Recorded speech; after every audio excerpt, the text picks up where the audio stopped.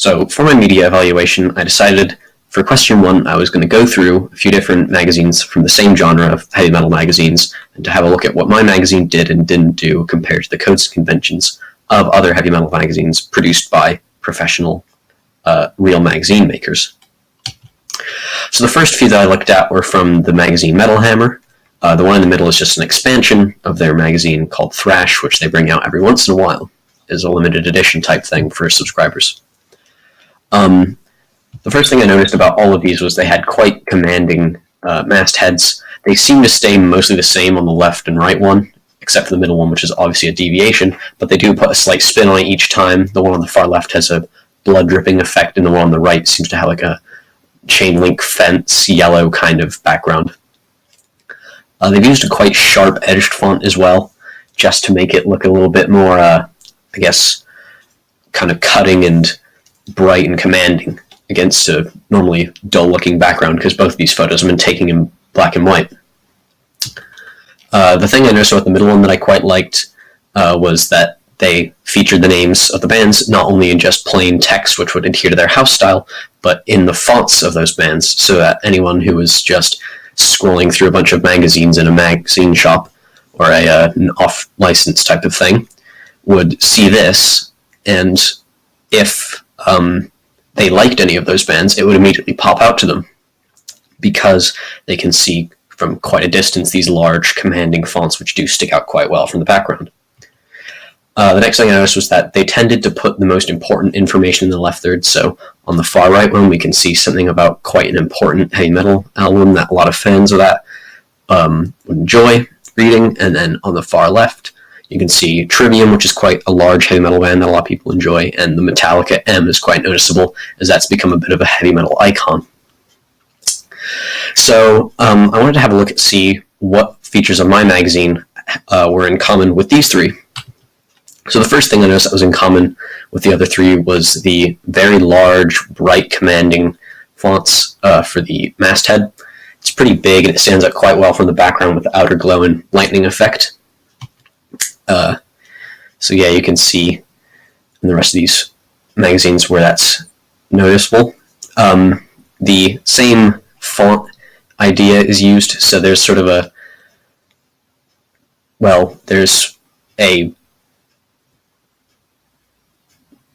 the logo of that band is used, or the logo of that artist is used instead of just text, so on the far left and the far right one, and also above with the multiple different bands that are featured in that special edition of the magazine.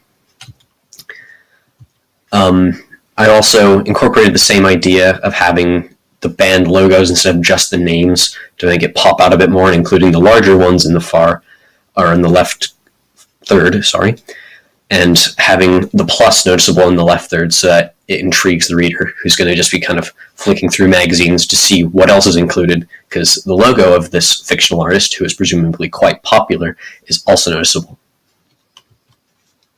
I used quite a lot of direct address for the main photo. I noticed that across those two magazines and many others that I looked at, that there was a lot of direct address in the magazine, which was quite commanding, which reflected the style of music. The one in the bottom left-hand corner, that magazine I thought kind of broke that convention a little bit because it seemed a bit more passive, but the presence of the huge snake kind of makes up for that.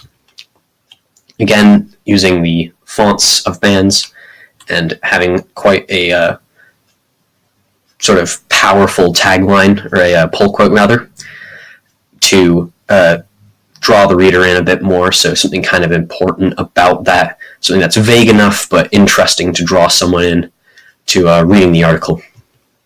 So the next thing I wanted to do was have a look at some contents pages and see what mine was like against that as well. So I have a contents page from Q Magazine, Kerrang! Magazine, and Metal Hammer. On all these, I noticed that they had the contents and a little logo for their magazine in the top left-hand corner. On this one on the far right, there's a noticeable sort of competition thing, which I decided to include on my front cover instead, because I figured it would make a bit more sense to position it there in the left third than on the contents page. The The next thing I noticed was that there was quite a few inset images, various inset images that are noticeable around them, as well as a main inset image, which was a bit larger than the rest of the others. The way that the columns were set up to show where all the articles were was quite neat and structured, and it was easy to follow. And 2 out of 3 of these had editors' articles, so short little blurbs that I figured would be quite important to include in my own.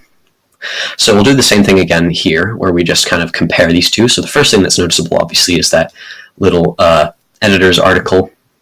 The way that these are structured, they're in pretty clear columns. Again, I've also utilized the band logos instead of just plain text, so that anyone who just pops open the magazine and has a look at it, they can see immediately where their favorite band is.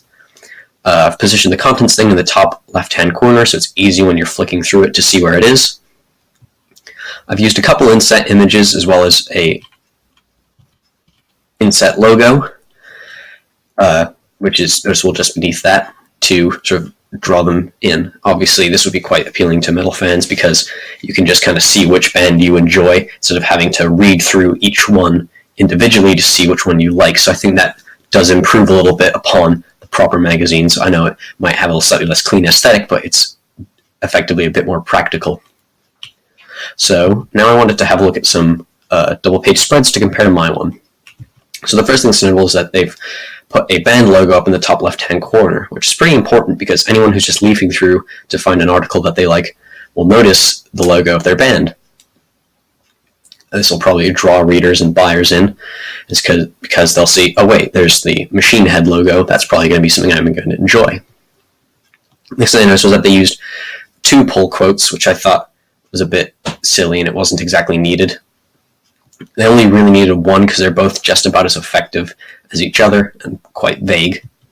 The other thing I noticed about this was that the main photo really appealed to the main demographic of metal fans. A lot of metal fans tend to overlap with the fantasy fandom and the sci-fi fandom, so having a recognizable metal figure sat on a throne would probably appeal to all those audiences at once. A Command and Conquer, I thought that was quite an important, or a kind of clever title for the article, as it reflected the image and it reflected sort of the style that they went for with this double-page spreads layout. Next one I had to look at was from Metal Hammer as well.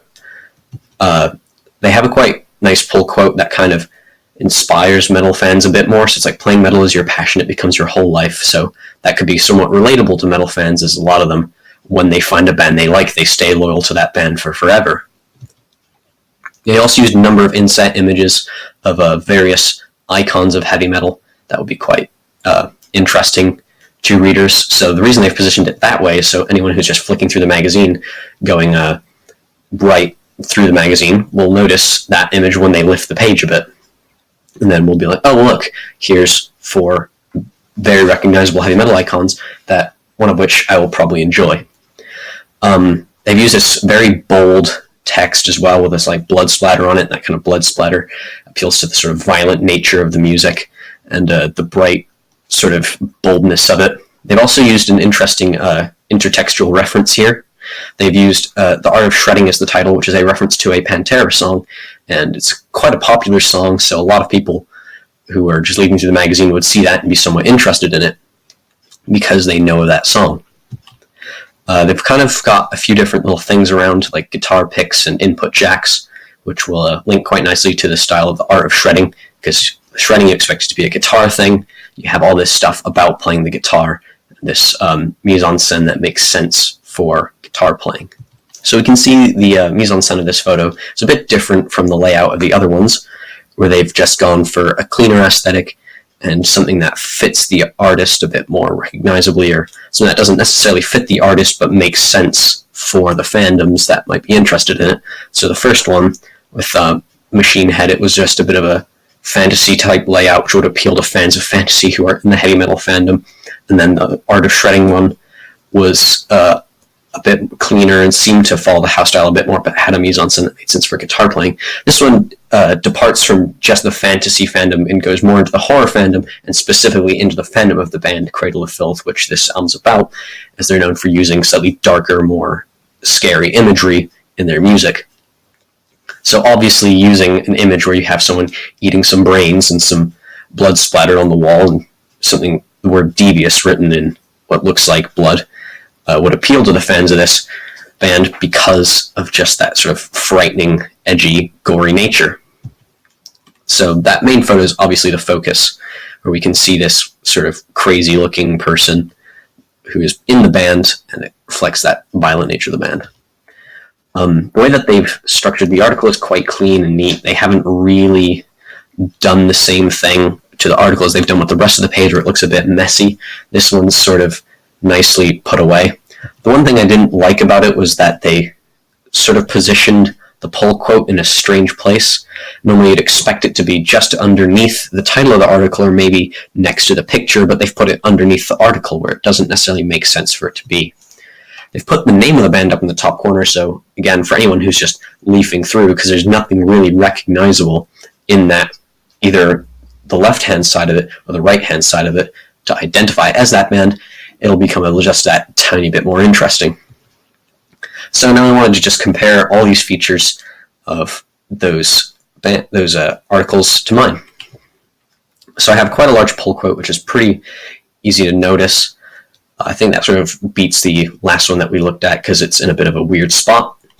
The text seems to be organized quite nicely. It's not really messy looking. It's not too messy looking. It could be a tiny bit neater, but it's all right.